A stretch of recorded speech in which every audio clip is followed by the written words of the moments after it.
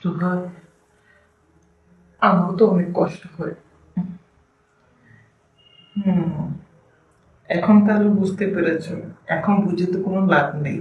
ওখানে বসে কি আর আমাকে আদর করতে পারবে বলো? শোনো, এক কাজ করো, 3-4 বছর তো হয়ে গেছে, আর থাকা দরকার নেই। 6 মাসের মধ্যে আসার চেষ্টা করো। এত কষ্ট দিলে আমি তো মরেই যাব বলো। তোমার ভালোবাসা কবে যে পাবো সে অপেক্ষাতে আছি। রেখে দেবে?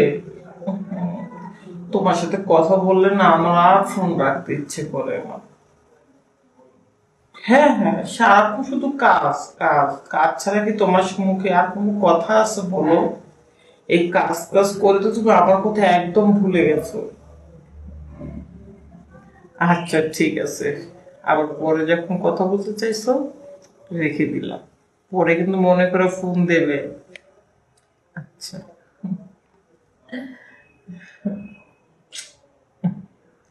আমার যা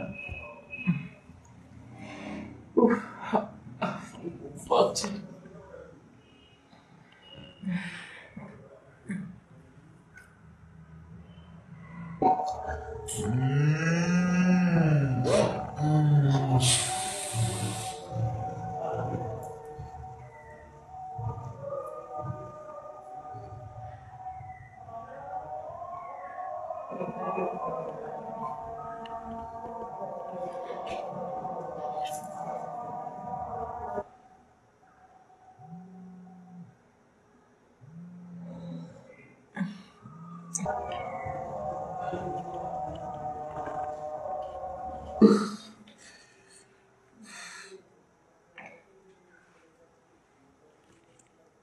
হ্যালো।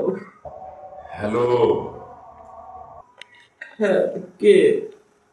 আমি কে সে প্রশ্নের উত্তর পাবি রে মা, কিন্তু তোর তো কপাল ভালো রে মা যে আমার ফোন তোর কাছে চলে গেছে। আমার কপাল ভালো? কে আপনি?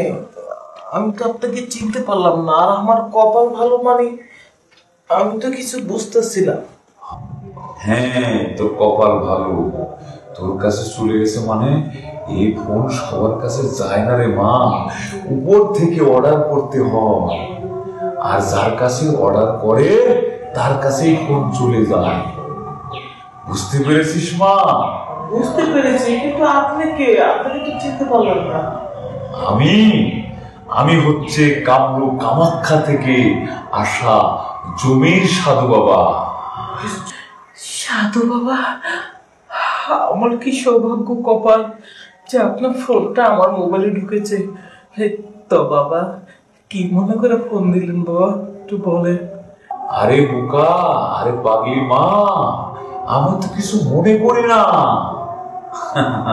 এই ফোন করতে যখন অর্ডার আসে তখনই তার কাছে চলে যায়। তোর কাছে ফোন আপনা আপনি চলে গেছে রে মা। এই যে তুই 2 ঘন্টা আগে তোর স্বামীর সাথে যে কথাগুলি বলেছিস, তুই কত সুন্দর করে রোমান্টিক কথা বলেছিস, তোর স্বামীর কাছে তোর সুখ দুঃখের কথা বলেছিস, বলেছিস কিনা মা? হ বাবা, সত্য, একদম সত্য। কিন্তু বাবা, আপনি এত কিছু জেনে গেছেন? আমি সব জানি, আমি সব দেখতে পাই, কারণ উনি আমাকে সব দেখায়। তুই যা যা করেছিস আমি কিন্তু একটাও মিথ্যা কথা বলিনি, সবই কিন্তু সত্য কথা বলেছি। তুই কথা বলেছিস এটা সত্য না, তুই আমাকে দেখাইছিস না কাউকে আমাকে শোনায়া বলেছিস মা? হ্যাঁ না, আপনি যা বলেছেন সবই সত্য। হ্যাঁ শোন, তবে তোর কপাল ভালো ঠিক আছে, কিন্তু আবার দুঃখেরও খবর আছে রে মা। দুঃখের কথা? ও সাধু বাবা, এ আপনি কি বলতেছেন? দুঃখের কথা আবার কি? হ, দুঃখের একটা খবর আছে। তোর স্বামী 4 বছর ধরে বিদেশ থাকে, থাকে না বিদেশ? হ বাবা, সত্যি বিদেশ থাকে। আমাকে কখনো তুই ফোনে বলেছিস না কেউ আমাকে নম্বর দিয়েছে যে তোর নম্বরটা আমাকে দিয়েছে যে তোর সাথে কথা বলেছি? না তোর স্বামীর সাথে কথা বলেছি, না আমার সাথে তোর কোনোদিন দেখা হয়েছে? না না, দেখা হয়নি কখনো।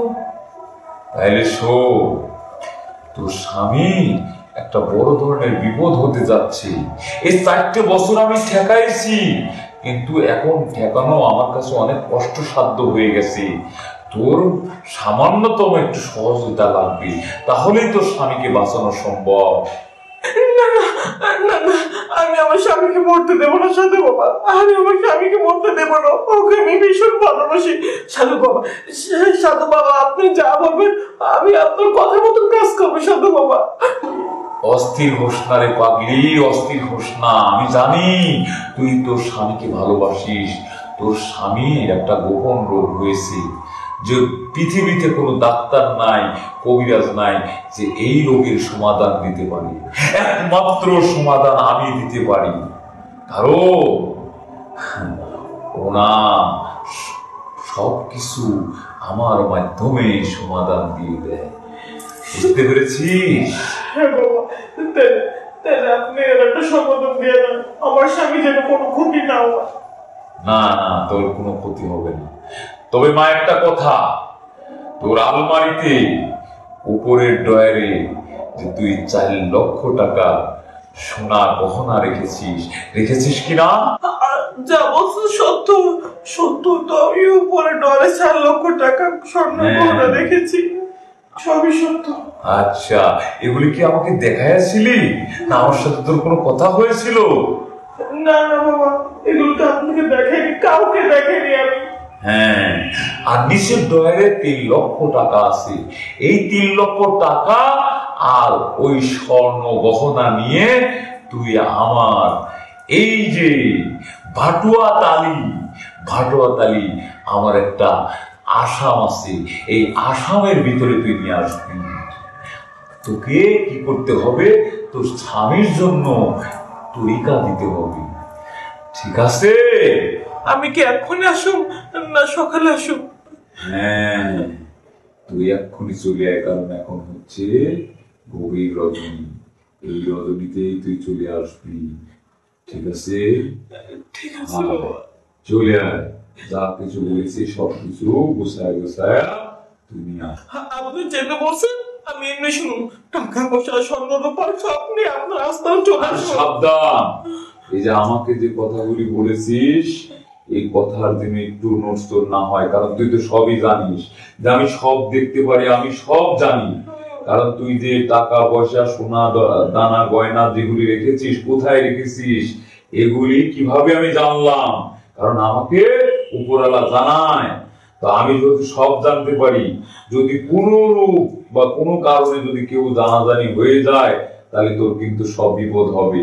আমি কিন্তু সব দেখতে পারবো, বুঝতে পেরেছিস? না বাবা, ভুলও কারো জানাবো না, আপনি যেভাবে বলছেন সেভাবেই হবে।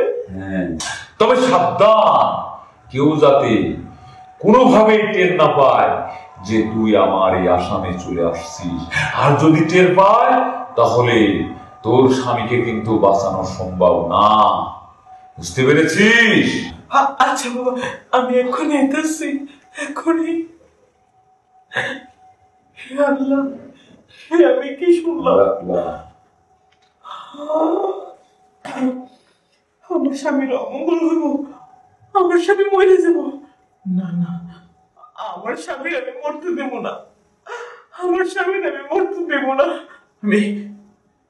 আমি অক্ষণে যাব, সাধু বাবা যে এমনি কইছে আমি এমনি তার কথা শুনুন, নয়তো আমার স্বামীর হারাবো। আমি স্বর্ণ কোনো টাকা পয়সা নিয়ে আমি এক্ষুনি চলে যাবো, এক্ষুনি চলে যাবো।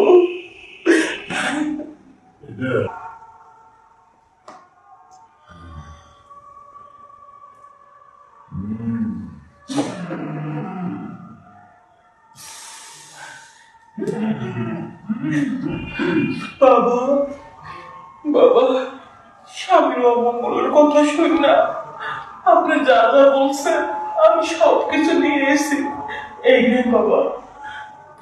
ভালো কাজ করেছিস, তুই সবকিছু নিয়ে এসেছিস। আয় কাছে আয়, ভালো করে বয়।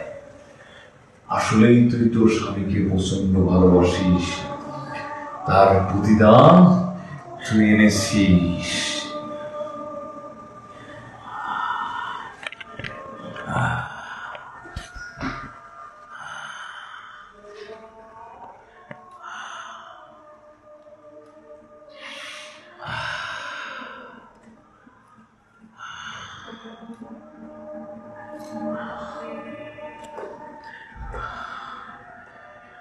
বাবা, আপনি খুশি হয়েছেন তো? আরে পাগলি, তোর কাছ থেকে যে টাকা পয়সা সোনা গহনা নিয়ে আসলাম, এটা তো আমার খুশি না, এটা তো তোর স্বামী বাঁচানোর জন্য নিছি। মানে তদ্বির, উনি খুশি মানেই তো আমি খুশি।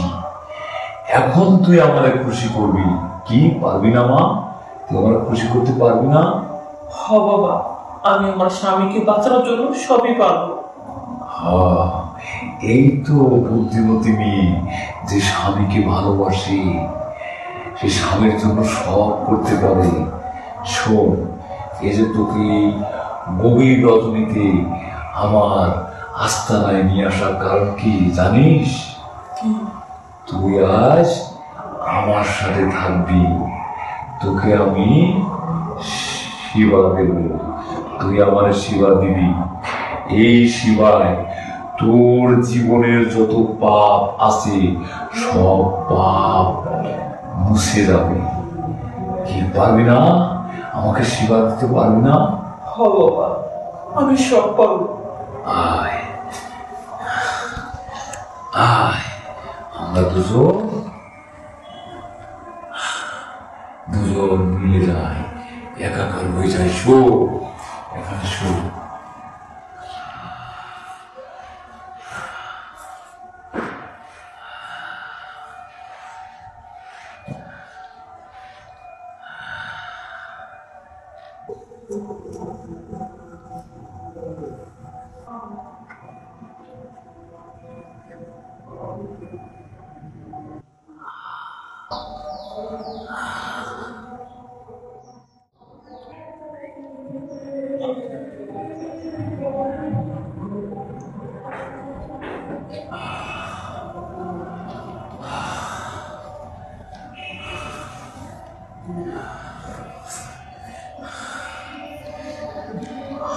যা, এখন ভোর হয়ে গেছে, তোর সমস্ত মুশকিল আসান হয়ে গেছে, তোর স্বামী এখন বিপদ মুক্ত।